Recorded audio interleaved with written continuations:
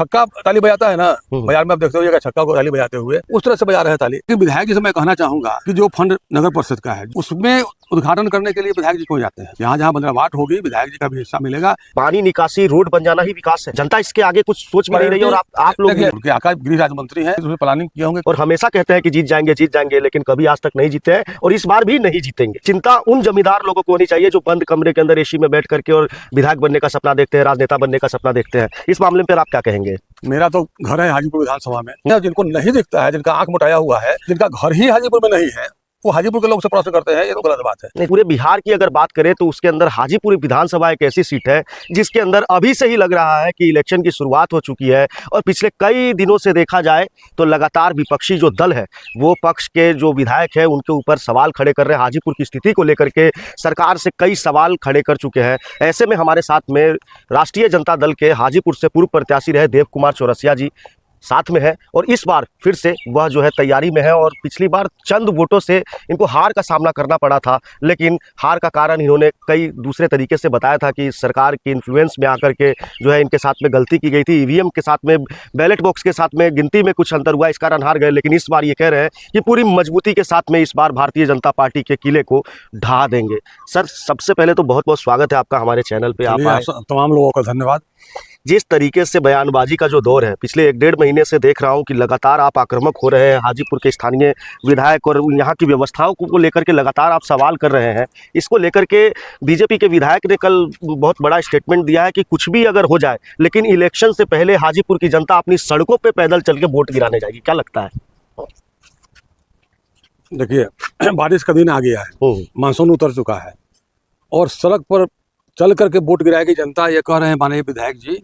इसका मतलब कि पूरा प्लानिंग उनका है कि लिपापोती कर करके सड़क को किसी तरह से बना देना है, चुनाव भर रह जाए सड़क, चुनाव के बाद फिर टूट जाए तो टूट जाए, ये उनका मंशा है। और अभी आपने देखा है कि बलवा कुआरी में बिना सड़क बने हुए उद्घाटन हो गया था। जब लोगों ने, वहाँ के लोगों ने हल्ला किया, आपके मीडिया चैनल ने हल्ला किया, तब जाकर के रोड बनना शुरू हुआ। और रोड बना है तो उसी तरह से बना है कि 5-6 महीना से अधिक नहीं चल सकता है, उसको टूटना लाजमी है। नहीं, लेकिन उसके अंदर उन्होंने, विधायक जी ने कहा कि जो है उसके अंदर उनकी गलती नहीं थी, वो विभाग की गलती थी। उद्घाटन के ऊपर जो है एक स्टिकर चिपका दिया गया था, लेकिन बाद में कुछ वहाँ के स्थानीय लोगों ने उखाड़ करके और उसके मामले को बिना काम तूल देने का काम किया, ऐसा उन्होंने कहा, स्पष्टीकरण दिया है। अच्छा, ऐसा तो हम लोग अपने पॉलिटिकल जीवन में जब से हम राजनीति कर रहे हैं कभी नहीं देखे हैं कि स्टिकर साट करके और उद्घाटन होता है। उद्घाटन जब होता है तो प्लेट लगता है मार्बल का, ग्रेनाइट का, और प्लेट लग करके उसमें लिखाता है कि हाँ ये उद्घाटन फलाने आदमी के द्वारा हुआ है। लेकिन वहाँ होर्डिंग लगा करके, प्लास्टिक का होर्डिंग लगा करके उसमें फोटो दे करके, इसका मतलब कि माननीय विधायक को लोग पहचानता नहीं है। फोटो इसलिए डलवाए होंगे कि लोग पहचान जाए कि हम ही विधायक हैं। और निश्चित रूप से उस तरह का काम किया गया। मान लें कि जो पदाधिकारी है वो अननोन हो सकते हैं, यहाँ के लिए नोन नहीं है, लेकिन विधायक तो यहाँ के लिए नोन है। 11 साल से अपने विधायक हैं, 11 साल उसके पहले उनके पूर्वज जो उनके पूर्व नेता थे या अभी भी नेता होंगे, वो विधायक थे, काम में ही देखते थे। तो निश्चित रूप से जब ये तमाम इलाकों को जानते हैं तो उसमें उनको देखना चाहिए था कि उद्घाटन लिखा हुआ है कि शिलान्यास लिखा हुआ है, काम हुआ है तो उद्घाटन, काम नहीं हुआ है तो शिलान्यास, ये तो लिखना चाहिए। अब नहीं लिखेंगे, गलती करेंगे तो लोग तो क्वेश्चन उठाएगा। चुनाव का मतलब बिगुल तो एक तरीके से बज ही चुका है, लेकिन जिस तरीके से एनडीए की गवर्नमेंट, नीतीश कुमार लगातार योजनाओं पे योजनाएं दिए जा रहे हैं। अभी हाल फिलहाल में पेंशन की राशि को बढ़ाया गया। हाजीपुर शहर की विशेषकर बात करें तो जल निकासी के लिए 300 करोड़ रुपए देकर के प्रगति यात्रा में गए और कई विभाग के द्वारा यहाँ पे बहुत सारे काम दिए जा रहे हैं। तो कहीं ये ऐसा आपको महसूस होता है क्या कि चुनावी वर्ष है, इस कारण लोग जनता को लॉलीपॉप देने का काम कर रहे हैं? देखिए, बिहार की सरकार या केंद्र की सरकार जितना भी फंड रेज करे तो फंड रेज करेंगे, फंड से काम भी कागज पर होगा, लेकिन फील्ड में सही काम हो इसके लिए समय चाहिए। इसके लिए ऐसा नहीं है कि बरसात गिर रहा है, वर्षा हो रही है और काम हो रहा है, वो सही काम नहीं हो पाएगा। और सरकार, बिहार की सरकार तो हर चुनाव में ये करती है कि चुनाव नज़दीक आता है तो कुछ फंड मुहैया कराती है, लेकिन फंड को कैसे उपयोग किया जाए उनका काम है पदाधिकारी का। और जो पदाधिकारी के नेतृत्व करते हैं, यहाँ के विधायक हैं, सांसद हैं, वार्ड पार्षद हैं, नगर पालिका सभापति हैं, इसके बाद पंचायत के जो प्रतिनिधि हैं, इनका काम है देख रेख करना। और जो जनता है, जनता से मैं अनुरोध करूंगा कि जहाँ जहाँ भी काम हो, फंड आया है तो काम होना है, काम गलत हो तो उसका आवाज़ उठाना चाहिए।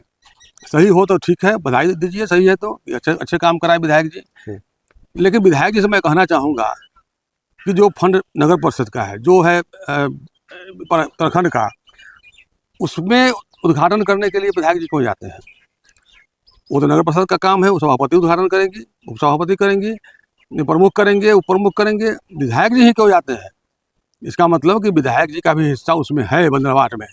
जहाँ जहाँ बंदरबाट होगी विधायक जी का भी हिस्सा मिलेगा। पूरा आरोप लगा रहे हैं आप, तो बंदरबाट बता रहे हैं, मतलब एकदम बंदरबाट ही होगा। अभी बरसात में काम होगा तो बंदरबाट ही होगा, कोई काम होगा नहीं या पैसा निकल जाएगा।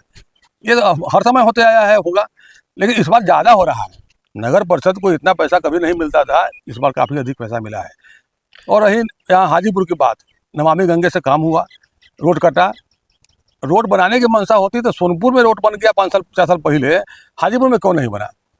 लेकिन रोड बनाने की मंशा नहीं एक चीज मैं आपको कहना चाहता हूँ कि हाजीपुर शहर के अंदर हम लोग भी यहाँ के स्थानीय रहने वाले हैं, क्या सिर्फ पानी निकासी रोड बन जाना ही विकास है?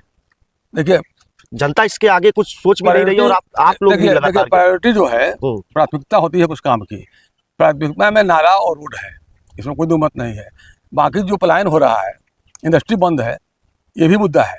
लेकिन इंडस्ट्री बंद है, उससे आम लोगों को इस बरसात में कोई मुद्दा नहीं। चुनाव में हम लोग प्रश्न उठावेंगे कि यहाँ का लोग बाहर क्यों जा रहा है कमाने के लिए 8,000, 9,000, 7,000 के महीना पर। ठीक है, आप जाइए बाहर, भाइये बाहर जाइए, जो पढ़े लिखे लड़का लड़की है बाहर जाइए, बाहर कमाइए, बढ़िया 50,000, 60,000, लाख रुपया का महीना कमाइए, आपका जीवन यापन अच्छा से होगा और आपका स्थिति सुधरेगी। लेकिन 8,000, 7,000 रुपये का महीना, 10,000 का महीना कमाने के लिए आप बम्बई और गुजरात और दिल्ली जा रहे हैं, तो इसमें कितना आप खाइएगा, कितना लोगों को, अपने परिवार को खिलाइएगा? इसके लिए यहाँ रोजगार होना जरूरी है। और यहाँ रोजगार में टोटल फैक्ट्री जो सरकारीकरण है, सरकारी तो था नहीं, अर्ध सरकारी था, टोटल फैक्ट्री बंद है। एक एक फैक्ट्री बंद हो गया, और फैक्ट्री बंद हो गया तो कौन देखेगा उसको, कैसे चलेगा? ये तो जो जनप्रतिनिधि चुन के गए हैं वही योजना जो कि बैठक में बैठते हैं, जो जिला की योजना हो चाहे कहीं भी योजना हो, प्रदेश में हो, बैठते हैं, उनको प्रश्न उठाना चाहिए था कि भाई आप इसको चालू कराइए। चालू नहीं करिए तो आवंटन जो है उसका रद्द कराइए, दूसरे को आवंटन कीजिए। हाजीपुर में मैं 10 को, मतलब 12 को फैक्ट्री गिना सकता हूँ जो पूर्णतः बंद हो गया, और विधायक जी या एमपी साहब उस पर कोई ध्यान नहीं दिया। दो सवाल है मेरे। सवाल पहला ये है कि कल जब मैं यहाँ के स्थानीय विधायक से बात कर रहा था तो उन्होंने आपके बारे में कहा, क्योंकि आपने हमारे चैनल पे एक इंटरव्यू दिया था जिसमें आपने कहा था कि चुनाव तो हम पिछली बार भी जीत गए थे, लेकिन बैलेट बॉक्स की गिनती नहीं हुई, बैलेट वोट की गिनती नहीं हुई, और नित्यानंद राय जी का नाम आपने लिया और स्पष्ट तौर पर आपने कहा था कि उनके इन्फ्लुएंस में आकर के सरकारी पदाधिकारियों ने उसकी गिनती नहीं की, इस कारण हार गए। इस मामले को लेकर के यहाँ के विधायक का कहना है कि हारने वाले लोग तो तरह तरह के बहाने बनाएंगे ही, और हमेशा कहते हैं कि जीत जाएंगे, लेकिन कभी आज तक नहीं जीते हैं और इस बार भी नहीं जीतेंगे, ये कहा उन्होंने। उनका कहना है वो कहीं प्लानिंग किए होंगे, उनके आका गृह राज्य मंत्री हैं, निश्चित रूप से प्लानिंग किए होंगे कि हम लोग कैसे जीतेंगे और विरोधी पार्टी कैसे हारेगा, इसका प्लान किए होंगे। और उस योजना के तहत, जिस योजना के तहत पिछले बार में हम लोगों का सत्ता आते आते छिना गया था, हाजीपुर से जीतते जीतते हम लोग हार गए थे। पोस्टल बैलेट का गिनती यदि तमाम पोस्टल बैलेट का हो जाता तो निश्चित रूप से हम चुनाव जीत जाते। अगर इस तरीके की बात आप कह रहे हैं तो हो सकता है कि इस बार चुनाव में भी इस तरीके की बातें हो सकती है। इस बार इतना मार्जिन होगा कि उनके गलती करने से भी गलती नहीं होने वाला है। दूसरी चीज़ एक और, जब मैंने यहाँ के स्थानीय विधायक से एक सवाल और किया था कि आपकी दिनचर्या की शुरुआत कैसे होती है, तो उन्होंने कहा कि लोग मेरे पास में आते हैं, आदत सी बन चुकी है, अगर जिस दिन लोग नहीं आते उस दिन बेचैनी सी होती है, मैं निकलने लगता हूँ। और कहीं ना कहीं अप्रत्यक्ष रूप से आपके ऊपर तंज कसा उन्होंने कि चिंता उन जमींदार लोगों को होनी चाहिए जो बंद कमरे के अंदर एसी में बैठ करके और विधायक बनने का सपना देखते हैं, राजनेता बनने का सपना देखते हैं। इस मामले पर आप क्या कहेंगे? मेरा तो घर है हाजीपुर विधानसभा में, और मैं आज से नहीं 88 से जनसभा में हूँ। 88 में वार्ड कमिश्नर बना तो उस समय से जनसभा में हूँ, और निश्चित रूप से 95 में चुनाव लड़ा, उसके बाद भी जनता के बीच रहा हूँ।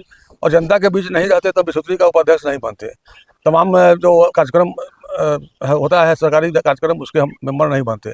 आदरणीय रामविलास पासवान जी जब संचार मंत्री थे तो हमको प्रतिनिधि नहीं बनाते।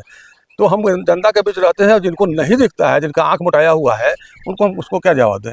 और जो जिनका घर ही हाजीपुर में नहीं है वो हाजीपुर के लोग से प्रश्न करते हैं, ये तो गलत बात है। नहीं तो हाजीपुर में घर नहीं है, लेकिन हाजीपुर से सटे हुए तो है, लेकिन हाजीपुर में नहीं ना है, उसको तो हम लोग कह सकते हैं कि राघोपुर के पास ही हैं। और हाजीपुर में हम लोग रहते हैं, हम लोग तो निकलते हैं, घर से निकलते हैं तो हाजीपुर निकलते हैं, दाएं जाते हैं तो हाजीपुर, बाएं जाते हैं हाजीपुर, पीछे जाते हैं हाजीपुर, आगे जाते हैं हाजीपुर। विधायक जी ने कल कहा कि लगभग 92% काम हाजीपुर की सड़कों का हो चुका है। वहीं उनके नगर विकास के जो मंत्री थे जीवेश कुमार आए थे, उन्होंने कहा कि 95% का काम हो चुका है। तो सवाल तो उठता है कि 95% अगर काम अगर हो चुका है तो 5% के लिए इतना टाइम क्यों लग रहा है? विधायक जी 92% करें। इन सब मामलों में आप क्या सोचते हैं? किस तरीके की प्रतिक्रिया है? देखिए, इसका चिराग जवाब- पासवान ने चिट्ठी लिखी, इसका जवाब हाजीपुर की जनता देगी। जनता से भी सवाल कीजिए आप। और निश्चित रूप से आदरणीय सांसद जी जो चिराग पासवान जी हैं, उन्होंने चिट्ठी लिखी है मंत्री को, नगर विकास मंत्री को, और जिला पदाधिकारी को भी शायद लिखी है, और लिखी है कि हाजीपुर का स्थिति बहुत ही दुर्गम है, बहुत ही खराब है, बहुत ही रोड खराब है, नाला खराब है, इसका जल्दी काम कराइए। तो जब सांसद कह रहे हैं, उन्हीं के एनडीए के सांसद कह रहे हैं कि खराब है, तो किसी छोटा प्रतिनिधि के कहने से थोड़े अच्छा हो जाएगा। आप हाजीपुर की जनता से पूछ लीजिए। चलिए, एक चीज और है, सही कह रहे हैं कि एमएलए सही कह रहे हैं। कल 2-3 दिन पहले केंद्रीय गृह राज्य मंत्री से बातचीत हो रही थी, तो उन्होंने ताल ठोक के कहा था कि इस बार राघोपुर विधानसभा से तेजस्वी यादव हार ही जाएंगे।